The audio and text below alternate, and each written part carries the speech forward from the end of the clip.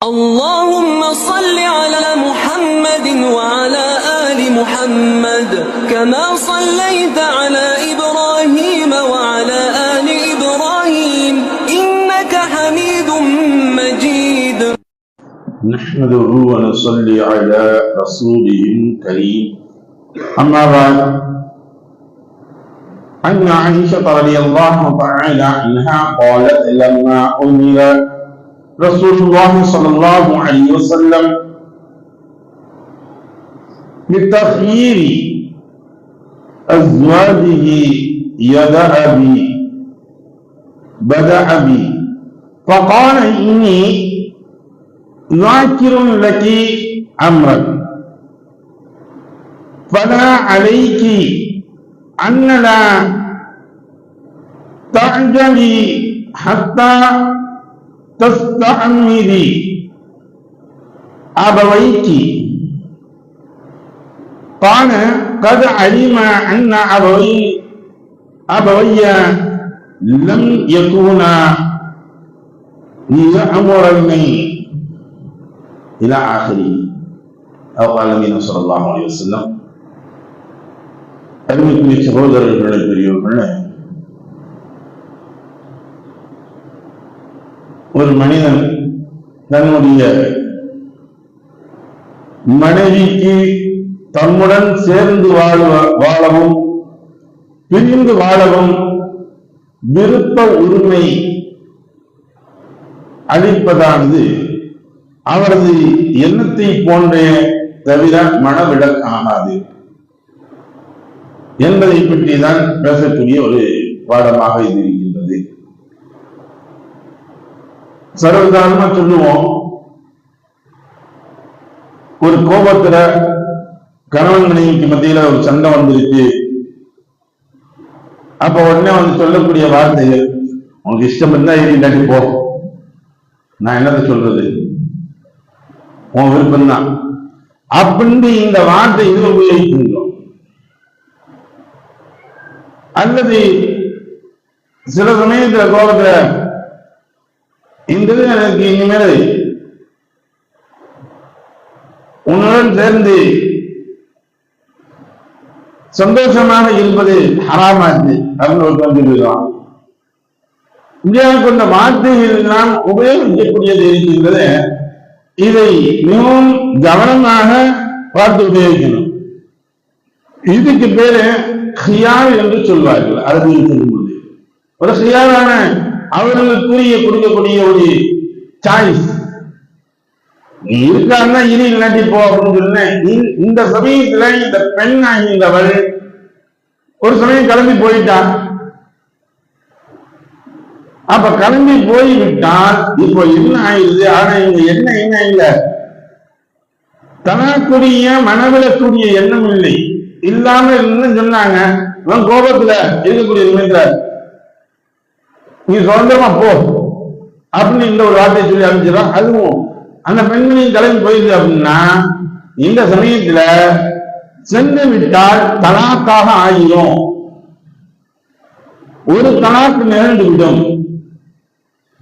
அதே சமயத்துல போகாம இருந்துச்சு, அங்கேயே தங்கிருச்சு. சரி, நீங்க இவ்வளவு கஷ்டப்படுறீங்க, இவ்வளவு சங்கடப்படுறீங்க, நான் போலாங்க, நான் இங்கே இருந்துருவேன் அப்படின்னு சொல்லி இருந்துருச்சு. இருந்து விட்டால் இப்பொழுது தலாக்காக ஆகாது. ஆக அந்த வார்த்தைகளுடைய விஷயங்களை வைத்துதான் அங்கே அவர்கள் செயல்பாடுகளை வைத்து தலாக்காகமாகாதா என்பதை பற்றிதான் பார்க்க வேண்டியதா இருக்குது. ஏன் அப்படின்னா ரசூலுல்லாஹி ஸல்லல்லாஹு அலைஹி வஸல்லம் அவங்க அதே போல செஞ்சிருக்காங்க.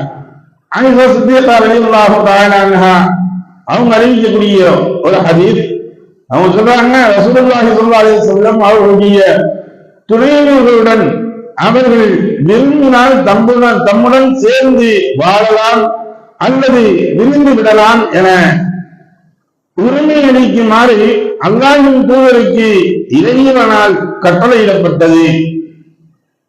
இது அல்லாஹ்வுக்கான வசனமாக எழுதி காட்டுறான். இது எப்ப நடந்துச்சு அப்படின்னா, இவங்க எல்லாம் போய் ரசூலுல்லாஹி ஸல்லல்லாஹு அலைஹி வஸல்லம் முறையிட்டாங்க. எங்களுக்கு நீங்க கொடுக்கக்கூடிய பணங்கள் கொஞ்சம் பத்தலை யார சொல்லுவா, மாசம் மாசம் செலவு கொடுக்கிறது எனக்கு பத்தலை, இன்னும் கொஞ்சம் சேர்த்து கொடுங்க அப்படின்னு கேட்கிறாங்க. 9 மனைவியர்களும் சேர்ந்து ஒன்று சேர்ந்து போய் அங்க போய் கேட்கையில ரசூலுல்லாஹி பார்த்து சொன்னாங்க, ஒண்ணுமே சொல்லல, கோவப்பட்டு போயிடுறாங்க. போய் என்று ரசூலுல்லாஹி ஸல்லல்லாஹு அலைஹி வஸல்லம் தனிமையாக தனியாக இருக்கிறாங்க. 1 மாத காலங்கள் 29 நாட்கள் பிரிந்திருக்காங்க. பரணி மேலே இருக்கிற ரசூலுல்லாஹி படுத்துக்கிறாங்க. எந்த மனைவியுடைய வீட்டிலிருந்து போல.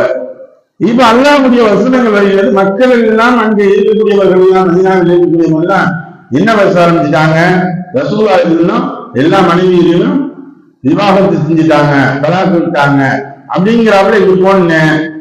அபூபக்கர் சித்திக் ரலியல்லாஹு அன்ஹு சொல்றாங்க, ஆயிஷா சித்திகா ரலியல்லாஹு அன்ஹா சண்டை பிடிக்கிறாங்க, உமர் ரலியல்லாஹு அன்ஹு அவங்களுடைய மகள்கிட்ட சண்டை பிடிக்கிறாங்க.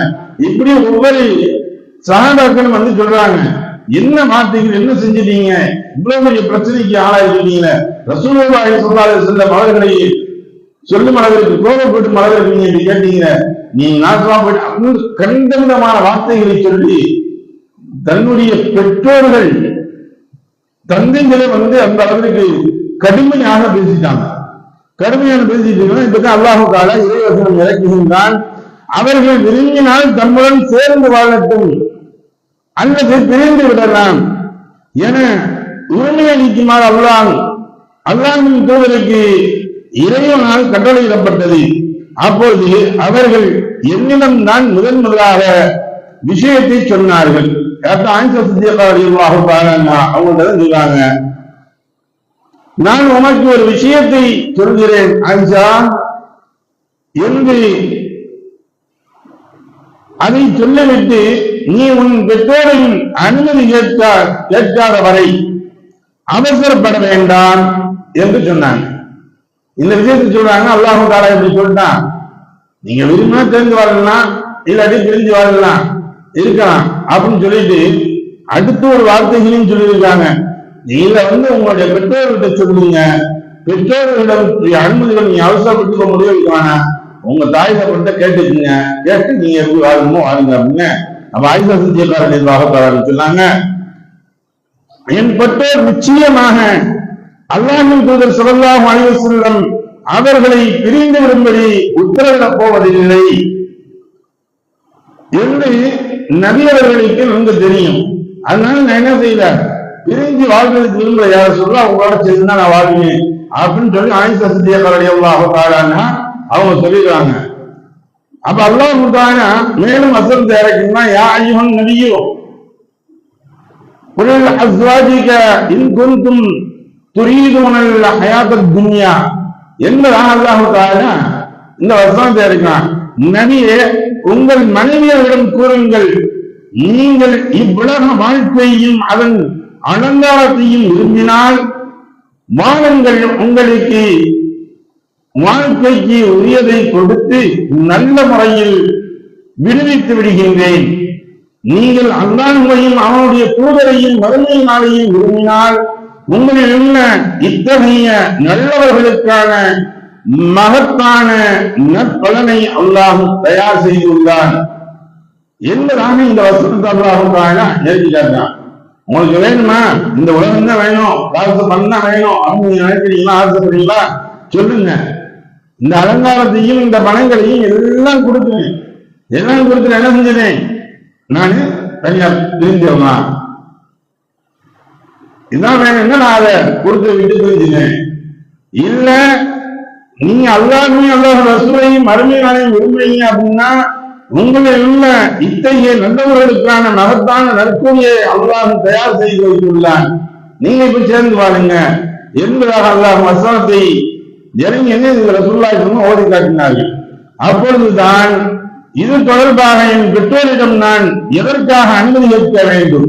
அப்ப ஆயிரத்தி சொல்றாங்க, இதுக்கு நான் ஏன் என் பெற்றோருக்கு அனுமதி கேட்கணும், அல்லாஹ்வையும் அவனுடைய தூதரையும் மறுமை நாளையும் விரும்புகின்றேன் என்று சொன்னேன்.